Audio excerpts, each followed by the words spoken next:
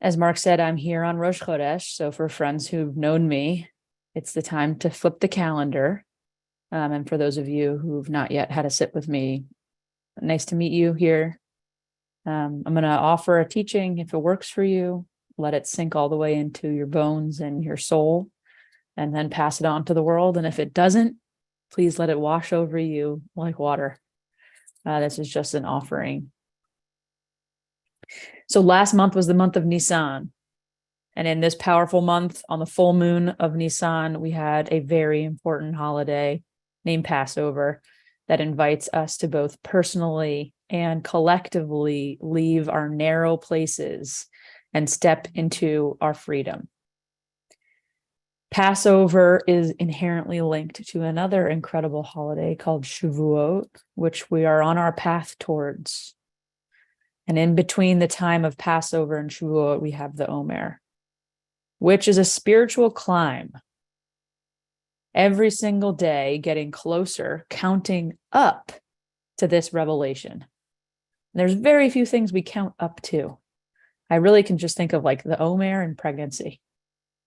It's a very interesting relationship there, but I digress. What is important about this month of ER is that it is the bridge between these holidays. And what ER is here to help us do is teach us that now that we are finally free, our first task is to heal. And that we need to do that personally, collectively. And that's what the month of ER is here to teach us. ER is about giving yourself the space and care that you need to become your fullest self, your boldest, your most radiant, with the light inside of you. And although that might seem far away or sometimes hard to imagine, it's there. And that we need to trust the path and trust the Hebrew calendar to be a guide. A question for ourselves this month is, what is our path? What might be holding me back from my own personal healing? This is a great time for the month of ER to be asking yourself these questions.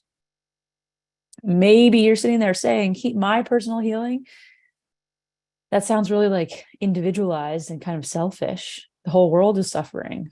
I have it pretty good. How am I going to spend time just thinking about just myself? But the truth is that healing is critical because we're all connected. Everything is connected in the world. And the way that we treat ourselves is often the way that we're going to treat other people, the way that we're going to treat the planet.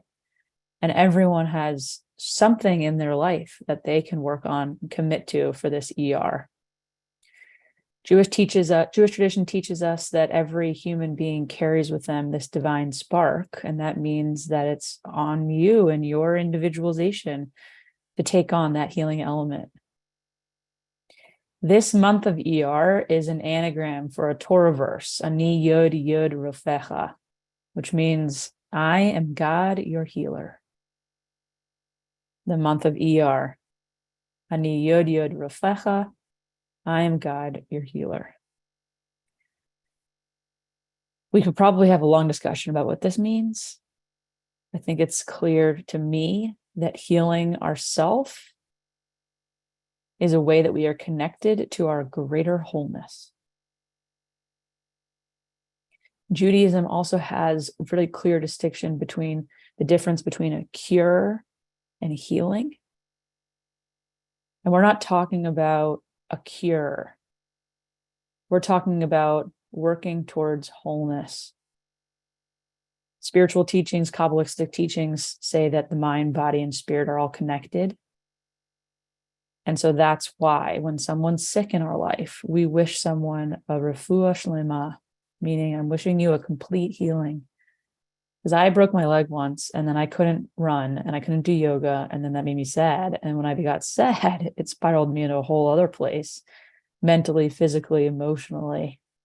And it was all because I broke my leg. People didn't say, in Judaism, people wouldn't say, I hope your leg gets better. That's too narrow of a focus. They would say, I wish you a complete healing and a complete wholeness.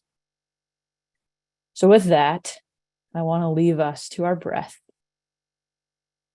to the month of ER, and for a chance for us to explore in ourselves what is our relationship to our divine spark inside of ourselves that is our own healing. And if you notice limiting thoughts that come up, notice that question of like, what is getting in my way of my personal healing right now? A question to sit with for our sake. So when you're ready, let's take our arms up to the sky, inhaling. Oh, yeah. Deep breath in, open mouth, breath out. You're all muted, but maybe there's other people in your house that can hear you. They'll know what you're up to. Inhaling, big exhale. And this time we're going to reach up to the sky. We're going to grab some of that healing vibes, inhaling.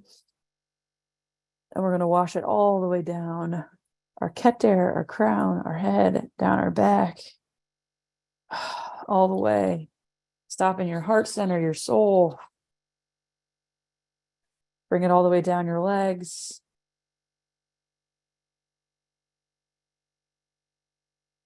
Ground your feet to the floor. Find yourself in a body position that is tiferet, that is beauty. Allow your eyes to close.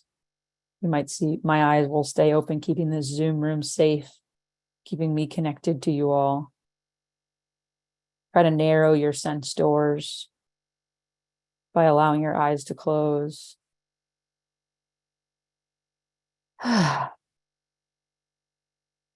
Inhaling. Exhaling. Inhaling. Exhaling. The word for breath and soul in Judaism have the same shoresh, the same root. So take in some soul and exhale some soul.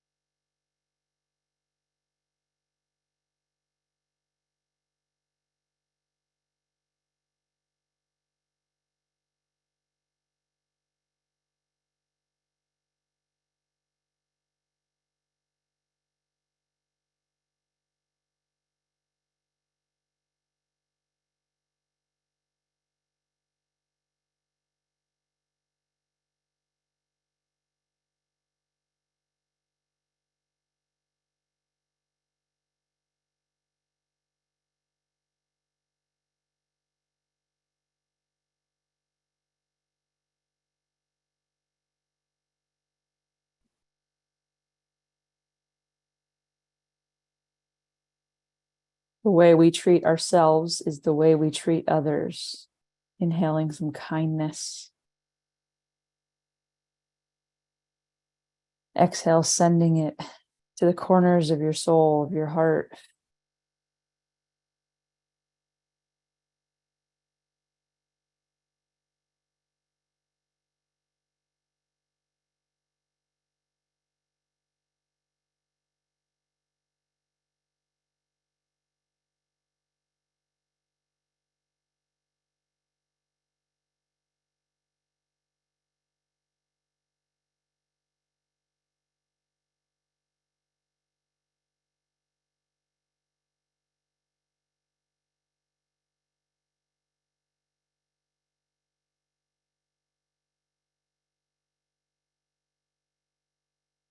Notice if there's anything that's blocking your breath or blocking your kindness or gladness to self, blocking your sit, not with judgment, just noticing.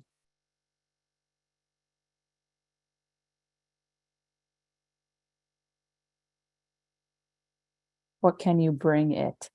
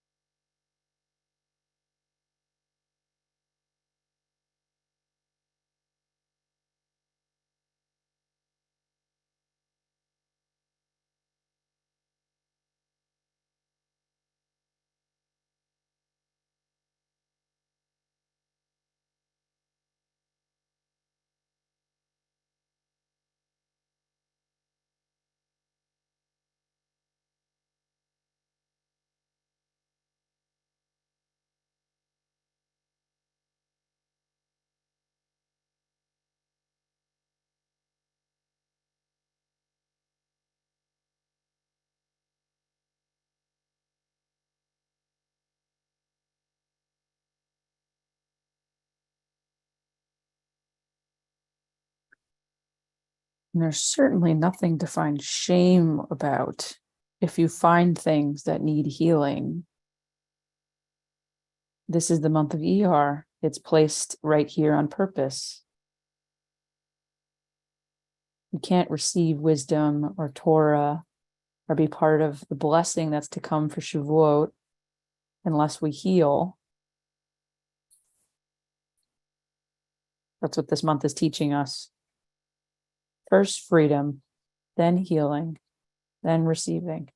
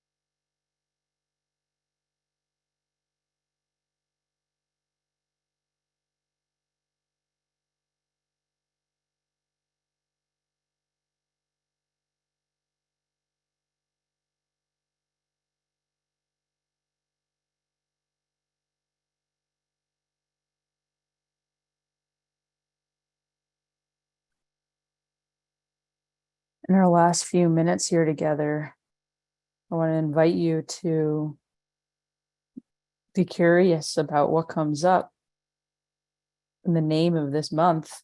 Ani Yud Yud Rafecha, I am God, your healer.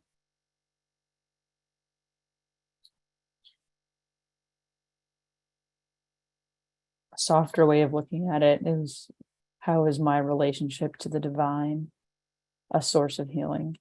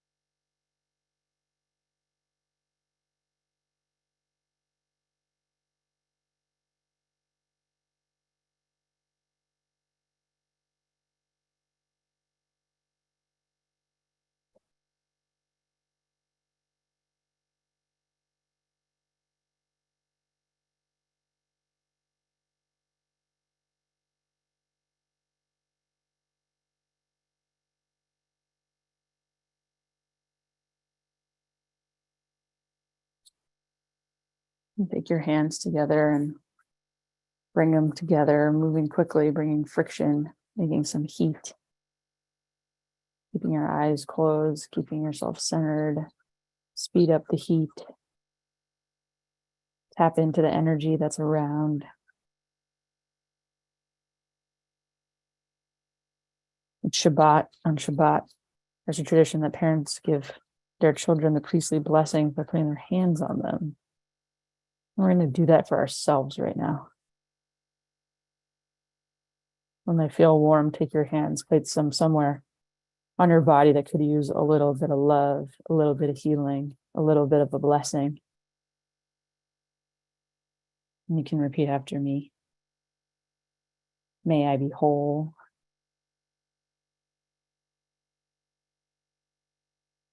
May I be happy. May I be loved.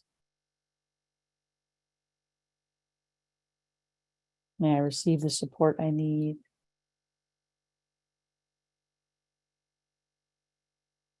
And then send yourself any other blessings and say them out loud, like our teacher, Hannah, the biblical woman, taught us to do. Say your prayers.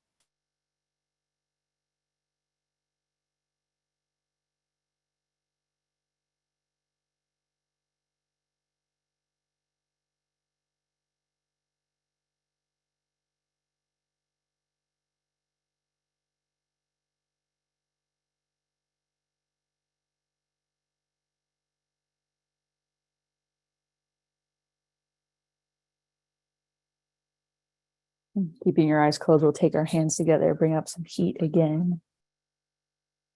We're responsible for our individual work, but we do it alongside other people. And this is Jewish wisdom, of course. The collective is the strongest. So we're going to bring our hands up to the Zoom room and repeat after me. May you feel whole. May you feel free. May you feel loved. May you feel the support that you need. And then send all the other 181 folks on this Zoom with us from all over the world any other blessings you would like for them for their month of healing.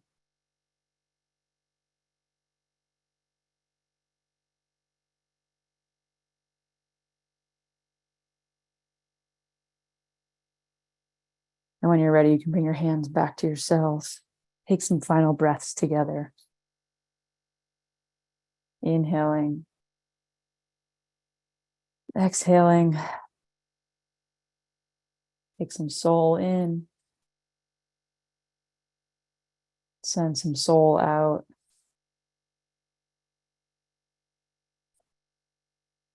Take in some divine spark for the month of ER. And send it back out to the world. When you're ready, lift the corners of your mouth to the sky. Allow your eyes to gaze as another human being on the other side of a Zoom room. Give them that smile, knowing that we're doing it together. Chodesh Tov, everyone. Thanks for having me. Passing it back to you, Mark. Chodesh Tov. Thank you so much, Sarah, for this healing, wise, joyful practice. Thank you so much, as always. What a blessing for us all. We seal the practice as we do each time, each day, friends, by offering an opportunity for those of you who are in mourning, observing a yurt site, or if it's your custom to join in the Kaddish, to do so, to recite Kaddish. And if you're not reciting Kaddish, just a chance to stay with that practice of offering supportive blessing for those who are. Thanks to Kat for sharing the words of the Mourner's Kaddish on the screen. And if you would like to put the name of those you're honoring, remembering, mourning today in the chat box now or after we recite Kaddish, you're welcome to do so. And if you're reciting Kaddish, I invite you to join me by rising in body or in spirit to recite the words together. You can unmute at this time.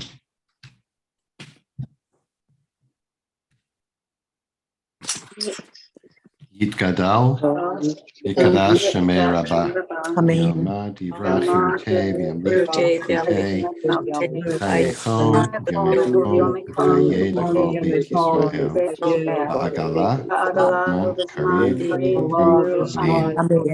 Yehi Shmei Rabba Mevarach, Olam V'amei Amaya, Yitbarach, V'yishtabach, V'yitbahar, V'yitramam, V'yiteh, Hadar, V'yitalev, V'yithalal, Shmei B'kusha, B'richu, Elam, Kol Birchatav, Shiratav, Shbechatav, V'nechematav, V'amiram, V'alma, V'imru, V'aminu, Yehi Shlama Rabba V'Shemayim, Chaim Aleinu, Ya'akol Yisrael, V'imru, Amen. Shalom B'mamav, Na'aseh Shalom, Aleinu, Ya'akol Yisrael, Ya'akol Yosher Tevel, V'imru, Amen. Amen.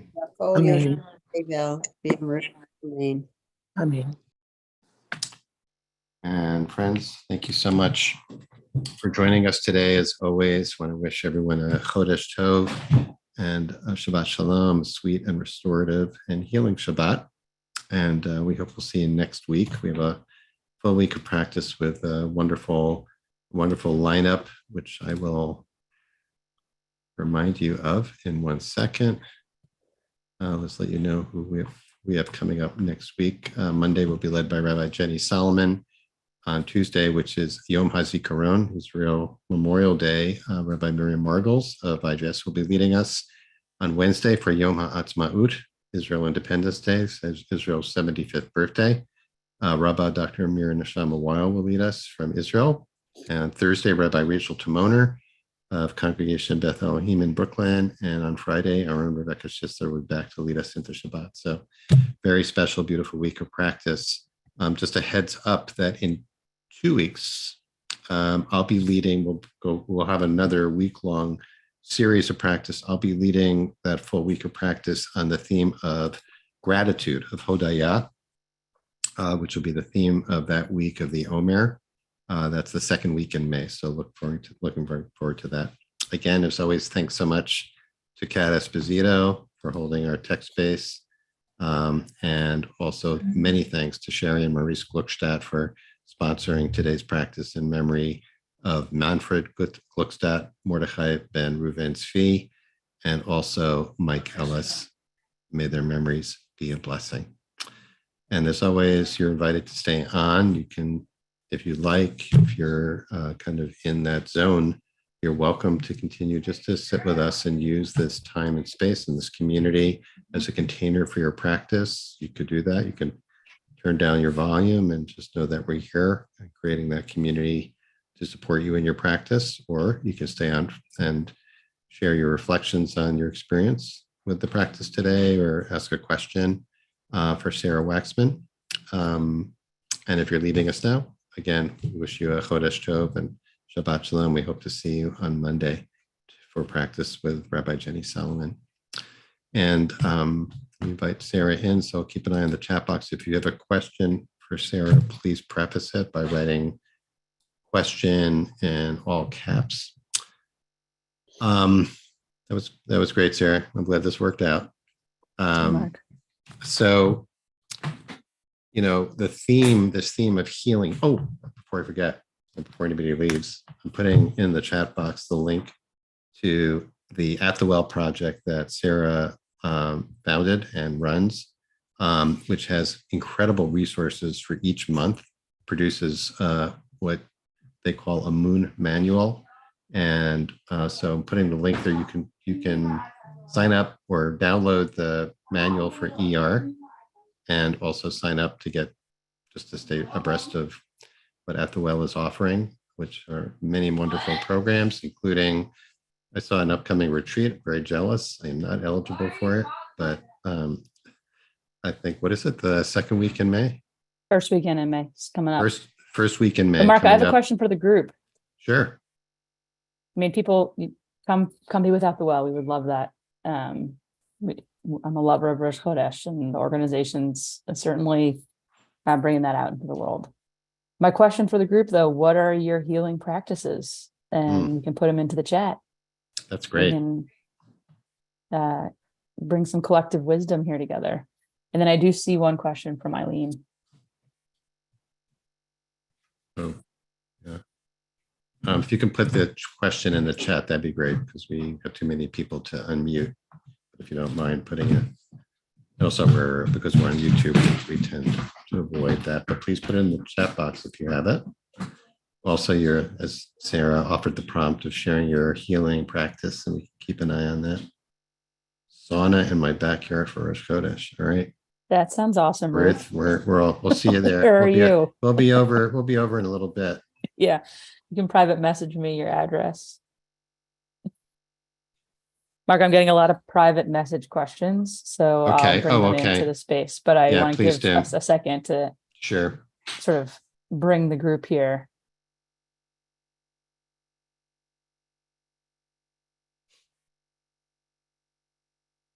Never made that connection between ER and ER as an emergency room.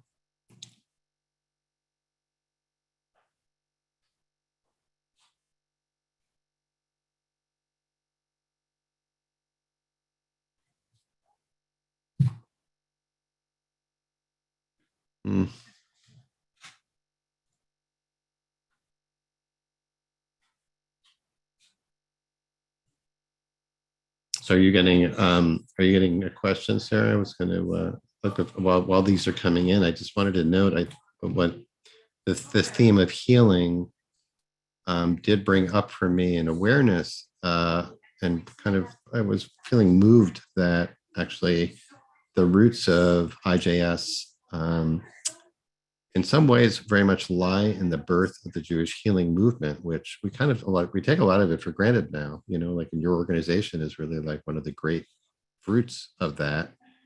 But it was not that long ago that people did not look to their Jewish community or Jewish practices for healing at all. Whole idea of doing Misha Berach's blessings for healing, of having healing circles, healing services, was not part of Jewish life at all.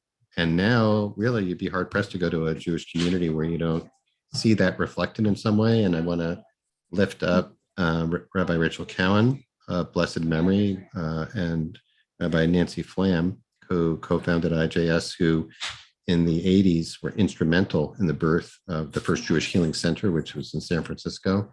And it's just very I guess I just want to raise that because this is very moving, Sarah, to see where you've taken this. And I have as a friend, as someone who was a friend of Rachel's, I'm very kind of moved to tears, really, to think about how thrilled she would be to see that flying the way it is. So there's no question there. It's just to speak with her one time. Yeah. Yeah. Early in my quest, way before I started At the Well, I was teaching yoga and mindfulness in schools. And I was like, what? Why are all my teachers born Jewish teaching me Buddhism and Eastern tradition and calling it wellness and spirituality? And also, I've never even heard the word spirituality and Judaism in the same sentence, even though I was raised kosher and went to Hebrew school and had a bat mitzvah and confirmed and went to Israel every other year and Jewish summer camp and like all these places. And what's going on? What's the deal with Judaism? Why don't we have wellness spaces? Why don't we have healing spaces? Why is this not the focus? And then a bunch of bizarre things happened in my life where I ended up like being asked to teach Jewish yoga, and I was sort of torn about that. And someone was like, you should talk to Rachel Cowan. And I did. And it was, at the time where she was well enough to speak, but still sick. And I didn't recognize her greatness, and I was young. But we did chat, and I do remember our conversation. And obviously things sort of spiraled for me into, whoa, it's all there. It just needs people working on it. It's very moving. It's very moving, Sarah, to hear that. That's really wonderful. It's great. So I have a bunch of questions here. Yeah, well, go for it. First one's from Eileen, that's public, from 1:00 my time. If we think about what gets in the way of healing, first we must decide what needs healing. How do we decide among the many things what needs to be healings to select? I mean, Eileen, I think that's like a personal question. I can answer. I mean, make a list of the things. Maybe there's actually some like correlation and causation between them. Maybe there's one thing that's like a root of like, is the hot button that's actually like causing pain or causing disconnection from loved ones or communication breakdown. I wouldn't try to, I'm not a therapist here. So take my wisdom here just from that. I appreciate your humility every time, Sarah, that when you offer those caveats. But yes, that's okay. But you're just a human being here. Yes, but you're answering for yourself. So like in I wouldn't try to take it all on at once. Yeah. And like try to get to the source of it and not be afraid of the ogre that's sitting outside town. The mythology of, those stories are always that once you actually find the courage to go meet the ogre, they turn out to be very loving and just need love. And at the source of all of us, we're just light beings who are just looking for connection and love. And like, what's the story and the breakdown? I walked around this morning on my morning walk listening to Michelle Obama's podcast, The Light We Carry. I mean, I just feel like I listen to Michelle Obama and then things are like, make more sense in the world. I feel like she talks a lot about healing and gladness and kindness to self and the importance of it, and recognizing the light that's in everyone. And I just think Judaism is like teaching us not to be afraid of the dark corners. Not even dark. It's just like the spectrum of human experience, not to be afraid of the spectrum of human experience, and that there's things that come up that are challenges that are internal, and there's things that come up that are challenges communally. And it's our job as partners and stewards with the divine to bring forward as much light and repair as we can. That's sort of my take on that. Does At the Well, I know you use wellness as what maybe the primary theme, but is healing also part of, do you use the language of healing, or do you focus on wellness? We certainly do in this month. Right. But would you describe like the circles that, the At the Well circles that meet, are they for the purpose of, I think they there's a distinction, they can be healing, but they're for the purpose of wholeness. They're for the purpose of richness in your life, for well-being. Right. For learning, for finding your voice, for leadership, for embodiment, for being in collective community care, for celebrating sacred time. That's what we mostly talk about. I think healing there's a lot of healing talk, and a lot of it's really necessary, and a lot of it's more challenging. And in the end of the day, I think it's just like, it's good to pay attention to the corners of your heart that need a little smoothing. Okay, I have a bunch more questions. Go for it. They came in privately. Do you experience with your broken leg did your experience with your broken leg essentially change your attitude, perspective on healing versus curing? I'd like to a little more about curing versus healing. My experience with my broken leg, and I've had like 3 or 4 surgeries on my legs and ankles, and another surgery when I was little, and I was hit by a car, and I've had like a lot of body things that have happened to me in my short life. Mhm. And I think the perspective was I don't need a leg that I can walk on to find happiness. Even though I thought that the way that I found happiness was body movement. I was an athlete in college, yoga, dance, so important to me that those are like easy accesses for me. Like if I'm just plugged into my dance, my light is on fire, like I'm sparked up. And also like I don't need those to find that. And that there's other things that can bring me that joy in my life or connection in my life. And that I shouldn't wait until my leg is healed or cured Mhm. to wait to find the joy in my life. Mm. I think that's the perspective that I got from that time. And for folks who suffer from chronic illness or chronic pain, Mhm. there's nothing you can do to change that. It's just about changing your frame on your relationship to your chronic pain. And you're deserving of love and connection and happiness also. Even with, what you're experiencing. I actually think that like Vipassana meditations, its origins in the United States in a secular way come from mind-body stress reduction. Mhm. It was first implemented in hospital systems as a way to help folks with chronic pain. That was like the first secular implementation of mindfulness. So there's a lot there that I think those teachers were speaking about the difference between this wholeness versus curing a disease. Yeah, it's You might making me not think of have a the cure of your disease. And making me think also of you can still be whole, uh-huh. even you're in that moment. It's making me think of that Buddhist adage that pain is inevitable, and suffering is optional, right? That the in terms of the different distinction between cure and healing, that there are the things that we can't change, and whether healing is possible even without cure. Um, so I guess I have a question. I don't know if I'm just going to throw out also is whether in situations, those among us, for example, who have chronic illnesses or terminal illnesses, right, where cure may not be possible. I'm thinking about healing, about being able to focus on the healing and what you really were just talking about, detaching from the outcome of having one's sense of healing dependent upon being cured, or whether one can experience healing while still carrying chronic illness or terminal illness. Like a broken leg is one thing, and that's true. Like it could be also like it could change your life on a permanent basis, right? And where that's something that's out of your control at some point, like something happens to one's body that is not going to be, there's no going back, right? It's not going to be the way it was.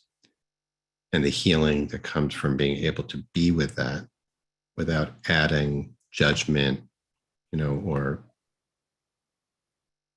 I don't know. So I guess what I'm wondering about that. That strikes me as the wholeness that you're talking about. Like I can be whole as I am dealing with this, right? Yeah. Or you can be working towards your wholeness. It's like it's like Right. finding the equilibrium of it. Yeah. I also really loved, that broken leg example, and that you don't say, I hope in Judaism you don't say, I hope your leg heals. You say refuah shlema, complete healing, right? And Yeah, before we for begin, everything. for It's like everything, not that I hope your cancer, and not just your dissolves. body, right? But also not just your body, I hope your right? mental health gets better. Right. It's Right. like understanding the interconnectedness of it. Yeah. Well, we're at time, and I can just say that I got 15 questions I did not answer. And my response to you is, you know the answer. Just don't be afraid of what your heart is saying. That's my one answer. Mm. Again, not a therapist, not a rabbi, not a spiritual leader, just a Yeah. human being who loves meditation and sits, and the what the Hebrew calendar has to offer us as something to root into for soul questing work, and a guide to not have to do everything every month, to do everything, but to have a focus of what to do with that month. Mm.